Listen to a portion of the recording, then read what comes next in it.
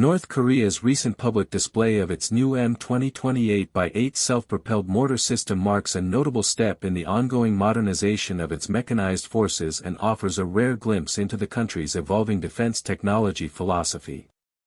Revealed at the Defense Development 2025 exhibition in Pyongyang, this system embodies both a technological aspiration and a strategic message.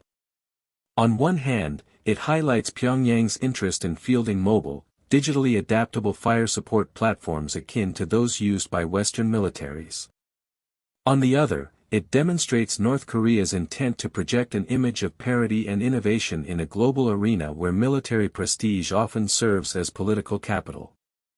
The newly unveiled M2020 mortar carrier appears to be based on the same 8x8 chassis that has been seen in several other North Korean armored configurations, including infantry fighting vehicles, direct-fire gun platforms, and anti-tank missile carriers. This modular approach is increasingly typical among modern armed forces, where shared vehicle families simplify logistics, training, and sustainment.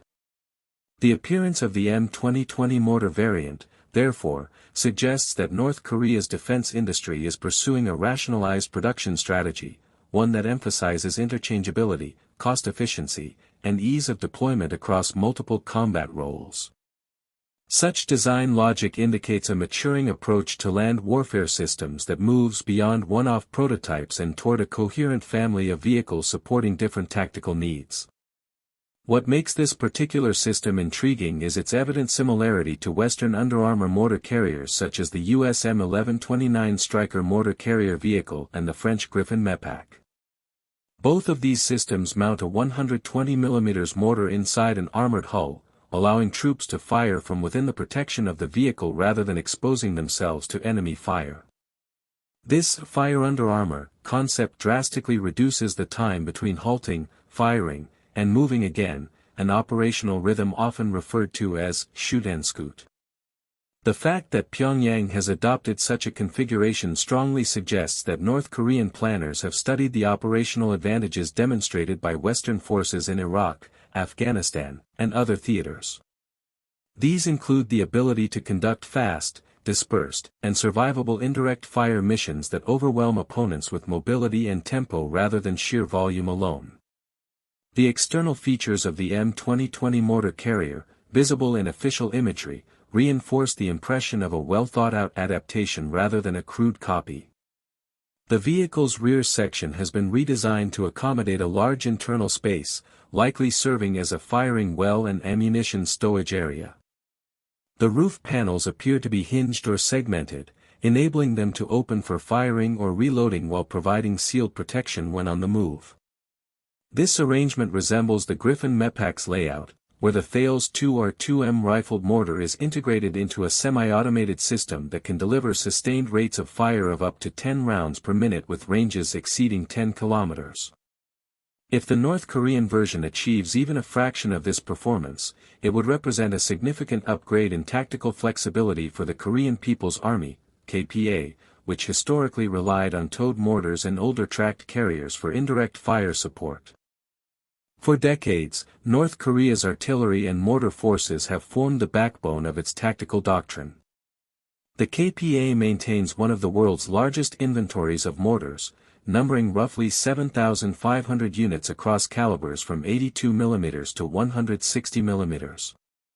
These weapons, typically deployed at battalion and regimental levels, are key to the nation's emphasis on massed fires and saturation bombardment, a doctrine designed to compensate for limitations in air support and precision-guided munitions. However, this approach has traditionally relied on static positions and pre-sighted batteries, which are vulnerable to counter-battery fire and modern surveillance systems. The introduction of a wheeled, self-propelled 120mm mortar system could therefore signal a shift in emphasis, toward mobility, dispersion, and survivability, aligning more closely with modern shoot-and-scoot concepts favored by technologically advanced armies. At the same time, it is important to view the M2020 mortar carrier within the constraints of North Korea's industrial and technological environment. While the design looks modern, there is no verified information regarding its fire control systems, automation level, or integration with digital command and control networks. Western counterparts like the M1129 and MEPAC employ advanced targeting computers, inertial navigation, and networked fire control that enable rapid response to target data shared in real time. Whether the North Korean system possesses anything similar remains doubtful. Even so, the mere pursuit of such capabilities demonstrates an awareness of contemporary warfare trends, particularly the demand for speed, protection, and network-enabled fire coordination. The operational logic of an 8x8 mortar carrier rests on a balance between mobility and protection. Wheeled platforms offer high road speed, often exceeding 90 km per hour, and extended operational range, which make them ideal for quick redeployment and sustained operations across varied terrain.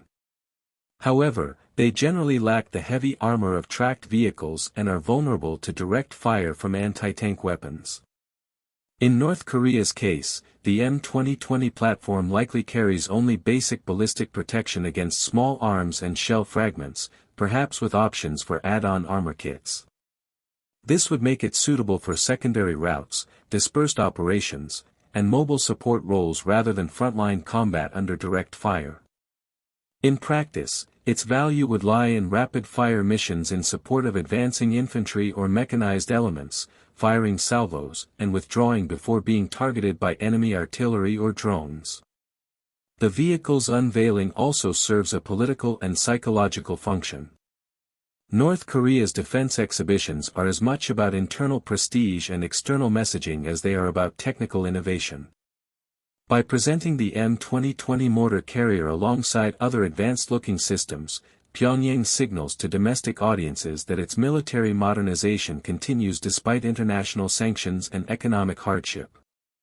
To foreign observers, it sends a subtler message, that North Korea is capable of studying, adapting, and fielding technologies previously considered beyond its reach. The visual resemblance to NATO equipment is unlikely to be coincidental. It reinforces the narrative that the KPA is keeping pace with global military trends, even if in practice its capabilities remain limited. From an analytical standpoint, the mortar carrier's most significant potential lies not in its novelty but in the operational transformation it could enable. A networked fleet of such vehicles, if North Korea can produce them in sufficient numbers, would allow for rapid concentration and dispersal of firepower. This would complicate enemy counter-battery operations, increase the tempo of KPA maneuver units, and enhance survivability in high-threat environments. Even without cutting-edge electronics, a mobile 120mm system with basic fire direction aids could markedly improve responsiveness and battlefield flexibility compared with static towed systems. The challenge lies in whether Pyongyang can manufacture the components, particularly recoil absorbers, semi-automatic loading mechanisms, and navigation systems, at scale and maintain reliability across field conditions. However, the limits of the system should not be overlooked. The absence of verified data on range, rate of fire, and accuracy means that its true performance could fall far short of Western equivalents. North Korea's industrial base remains constrained by sanctions that restrict access to advanced sensors, microelectronics, and high-grade materials needed for robust automation. As such, even if the M2020 mortar carrier looks modern, its internals might rely on simpler, manually operated mechanisms. This would slow its rate of fire and lengthen its setup times, reducing the shoot and scoot advantage that defines its Western counterparts. In effect, the vehicle may represent a hybrid, partly modernized in concept, but still limited in practice by the realities of North Korean production. Nevertheless, the unveiling of this system deserves attention for what it signifies strategically. It marks a continued evolution in North Korea's approach to land warfare, showing that its military planners are adapting lessons observed from global conflicts. The emphasis on modular, wheeled, multi-role platforms mirrors trends seen in Europe, China, and the Middle East, where flexibility and logistical efficiency increasingly outweigh sheer armor mass. By integrating a mortar system into the M2020 family, Pyongyang demonstrates an understanding that modern conflicts demand fast-moving, resilient, and network-adaptable fire units capable of responding to dynamic threats. Whether the execution lives up to the concept remains uncertain, but the direction of development is clear.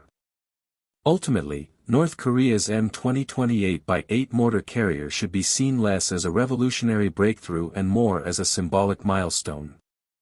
It encapsulates Pyongyang's ongoing effort to portray itself as technologically self-reliant and militarily modernized. It reflects a growing awareness within the KPA of the need to enhance mobility, reaction time, and protection in its indirect fire forces.